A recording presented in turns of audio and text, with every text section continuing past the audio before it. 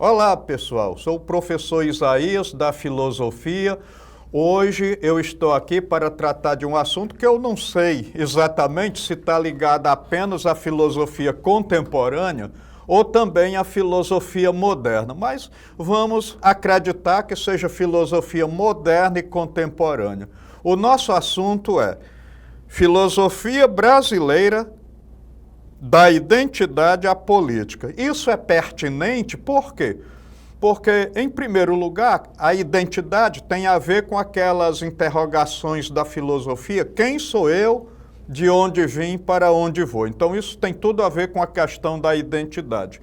E a política, como todos nós já sabemos, é uma área da filosofia.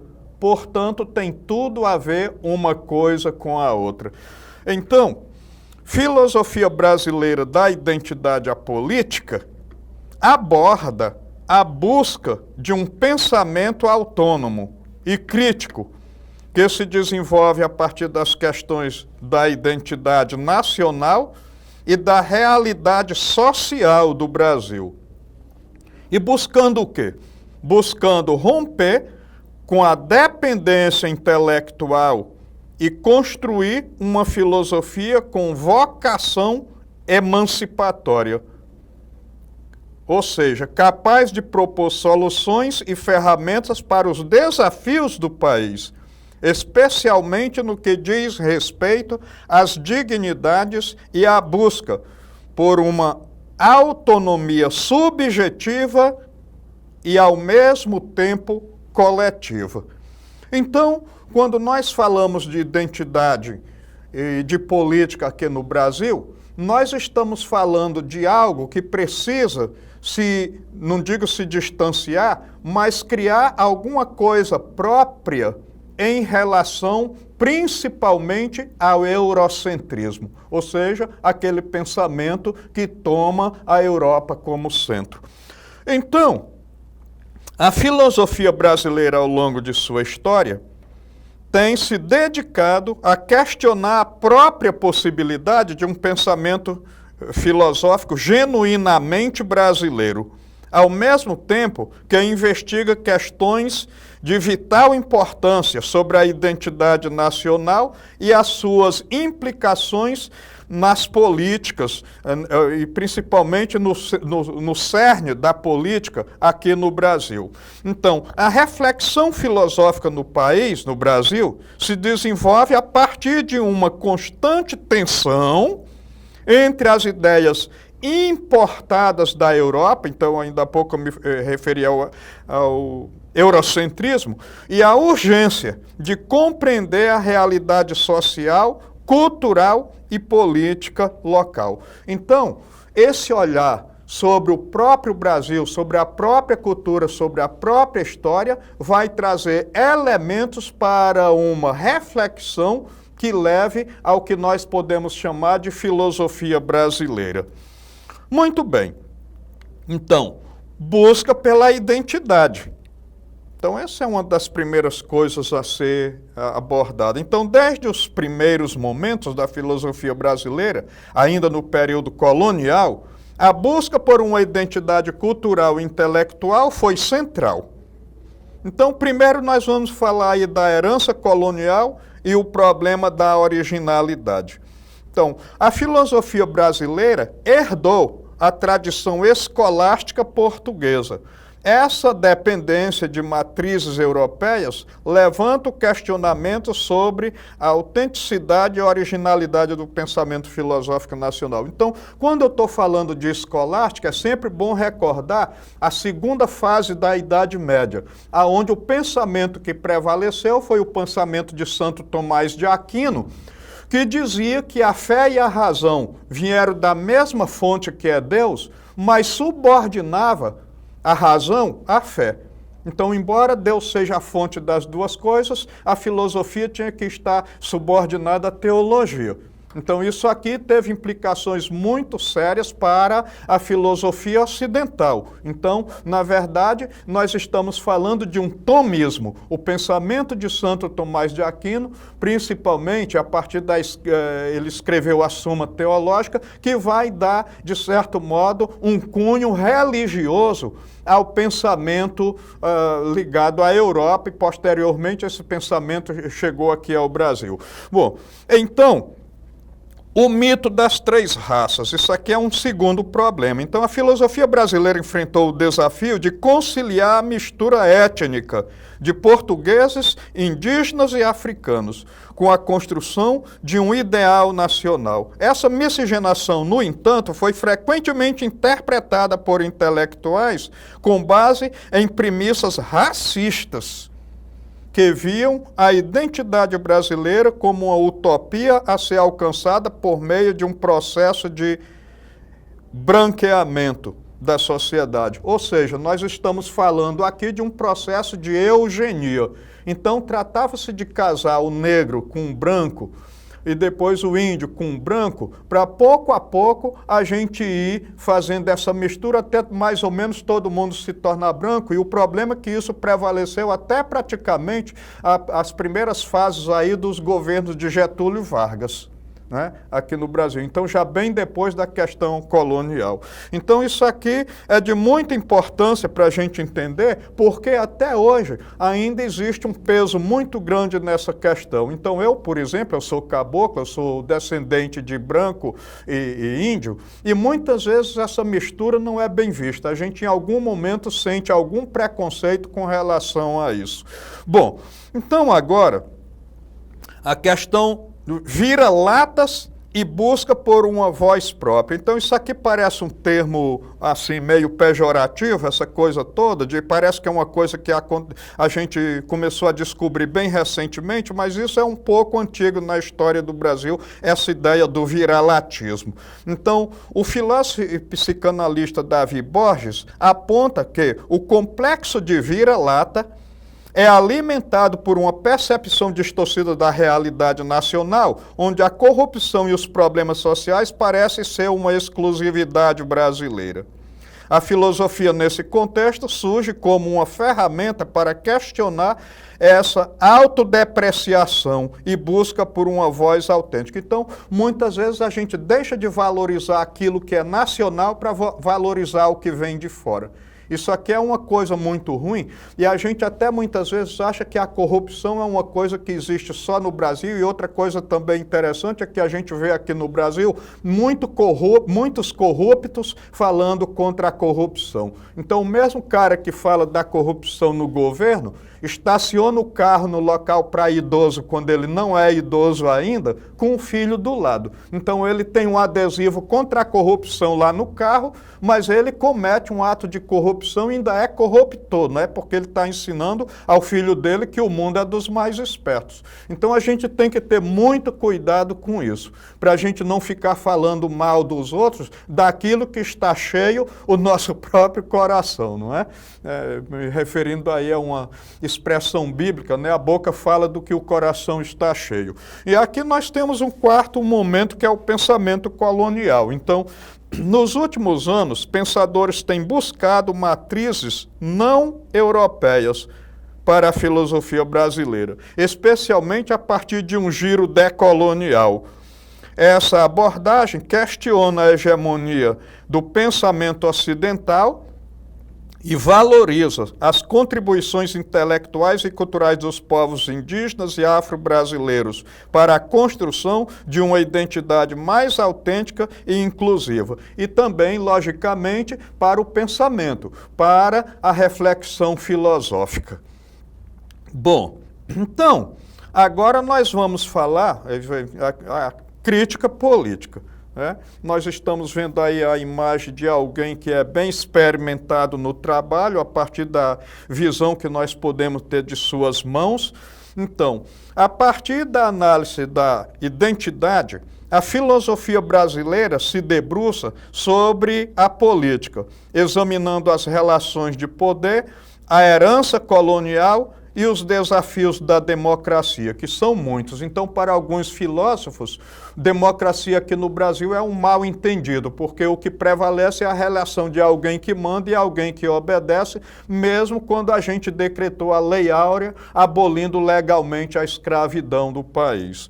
Então, aqui num primeiro momento, vamos tratar da exploração, da opressão e exploração.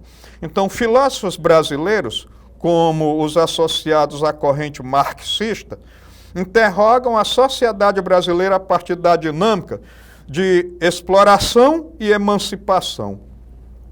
A figura do colonizador permanece presente, não mais na forma da coroa portuguesa, mas por meio da opressão política e econômica de grupos que exploram o país em busca de lucro. Então, por exemplo, a gente hoje pensa as grandes montadoras de veículos, elas são internacionais. Então, nesse aspecto, os filósofos ligados à corrente marxista questionam as vantagens e as desvantagens que isso pode ter. Então, num segundo momento, a gente trata do realismo político e a falta de idealismo. Então, alguns pensadores sugerem que a política brasileira se adequa melhor ao realismo político, marcado pelo imediatismo e pela aversão aos idealismos da filosofia clássica.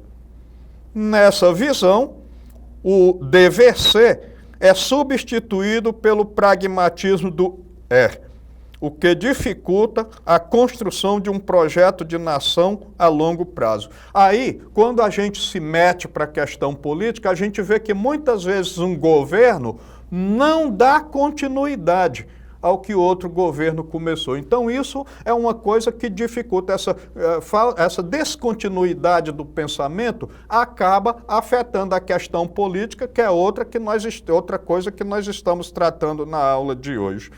Aí a filosofia como ferramenta de transformação. A filosofia política no Brasil não se limita à mera contemplação, mas busca também a intervenção e a transformação do espaço público em benefício da vida em comum. Ela questiona o papel do Estado e as estruturas sociais, instigando a sociedade a se tornar mais ativa e consciente do seu próprio destino. Então, não se trata daquela questão, eu votei em um determinado candidato, agora eu vou esperar que ele trabalhe sem fazer maiores cobranças. Então, requer o engajamento do indivíduo. A reflexão filosófica impulsiona a gente a se engajar na política. Aí nós temos um pensamento aí da Marilena Chaui, que ela vai dizer que a democracia verdadeira é indissociável da radicalização dos direitos sociais. Então, nós não podemos ter uma democracia verdadeira enquanto aquilo que é o bem-estar comum não seja plenamente contemplado. Então, essa é a situação. Bom, então a filosofia ela acaba sendo uma ferramenta de transformação da vida política e, por conseguinte, de transformação da vida social como um todo. Bom, então agora nós temos aí, eu vou chamar a atenção imediatamente logo para essa frase aí do Clóvis de Barros, que ele diz: a violência é o primeiro traço identitário do Brasil percebido pelo mundo. Então, o mundo aí fora, quando se fala de Brasil, já pensa logo na violência, em assaltos e coisas desse tipo, que é muito ruim para nós brasileiros. Então, questões políticas e filosóficas, filosofia e realidade nacional. O problema das relações entre filosofia e realidade nacional gira em torno do conceito de diferença e de necessidade de que os conceitos filosóficos traduzam a riqueza da realidade dos diversos países em categorias racionais. Ação contestatória e reivindicatória. As discussões filosóficas devem nortear a ação contestatória e reivindicatória, definindo eixos e espaços adequados para a filosofia em diferentes níveis de ensino e na sociedade. Então, a filosofia ela tem que ser revolucionária, não tem jeito. Bom, reflexão sobre o papel do Estado. A filosofia política brasileira busca entender os elementos que norteiam a sociedade como justiça, liberdade, papel do Estado e os direitos, com um olhar crítico sobre as formas de dominação. Então, agora, nós temos aí alguns filósofos importantes dentro disso que nós estamos falando. Então, diversos pensadores brasileiros contribuíram para a reflexão sobre identidade política. Então, Padre Antônio Vieira, que era português, não era brasileiro, sua obra do período colonial já delineava concepções sobre a identidade pessoal, política e a história do Brasil. Por quê? Afinal de contas, mesmo os portugueses tinham que se adaptar à realidade, inclusive física, do Brasil. Então, Raimundo de Farias Brito, um dos primeiros grandes nomes da filosofia brasileira, ele questionou a possibilidade de uma filosofia original no país. Quer dizer, será que um dia teremos verdadeiramente uma filosofia brasileira? É esse o questionamento que ele vai fazer. E aí nós temos a imagem do Gilberto Freire, e aqui o que ele pensava. Em sua obra Casa Grande e Senzala, ele vai abordar a formação social e cultural do Brasil, analisando o processo de miscigenação e as suas implicações.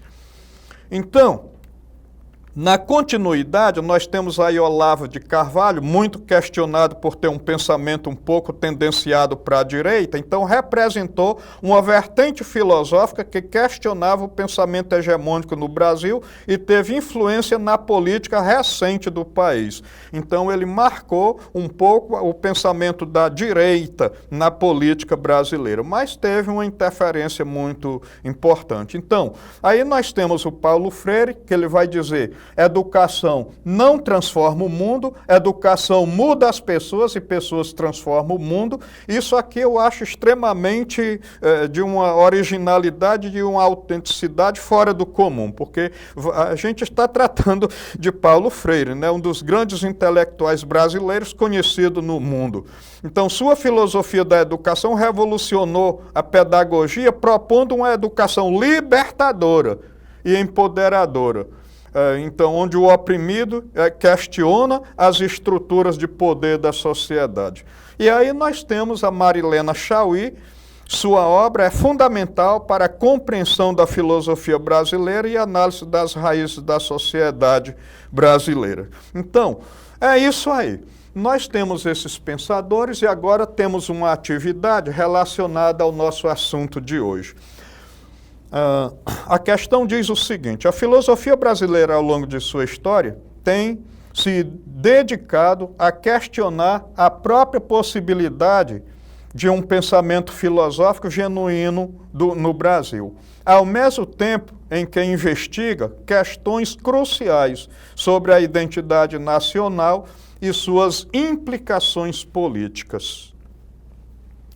Considerando a relação entre filosofia e política no Brasil, o que significa pensar a ação política a partir de um viés filosófico brasileiro? Então vamos lá. Na letra A nós temos a seguinte afirmação: a busca por aplicar teorias políticas estrangeiras à realidade brasileira sem adaptações. Então seria isso mesmo ou o contrário disso?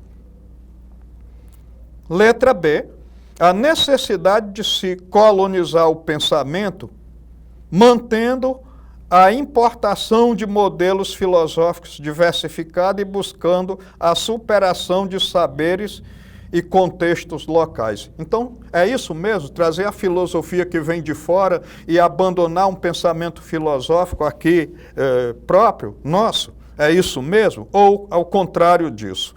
Letra C. A priorização de decisões administrativas em detrimento de reflexão filosófica. Então, será que é isso mesmo? Existe como desvincular a política da filosofia? Letra D. a legitimação de modelos políticos que ignoram as particularidades históricas e culturais do país. É isso mesmo? E letra E, a análise crítica das estruturas sociais e das relações de poder, buscando construção de uma sociedade mais justa, com a valorização da diversidade e das múltiplas formas de existência no contexto do Brasil. Eu acho que já dá para perceber qual dessas alternativas vai responder mesmo ao questionamento inicial. Vamos lá. Então, desde o início eu também já imaginava que fosse letra E, então é fazer essa análise crítica, né, da sociedade, da política, daquilo que vem de fora, daquilo que já está aqui dentro, daquilo que é nosso, que é original, para que a gente possa fazer justamente com que a sociedade seja melhor. Então, o Brasil tenha a sua própria identidade, que é a principal finalidade. Então, agora, para concluir, digo o seguinte: a filosofia brasileira emerge de uma história de colonização e busca por uma voz própria. Ao transitar entre a reflexão sobre a realidade e a crítica política, ela se estabelece como uma ferramenta essencial para a compreensão dos dilemas históricos e atuais do Brasil. A filosofia brasileira precisa contribuir para a busca por uma sociedade mais justa e democrática. A meu ver, isso é fundamental. A ampliação e abrangência da reflexão filosófica no Brasil ainda é um desafio a ser levado em conta pelo sistema educacional.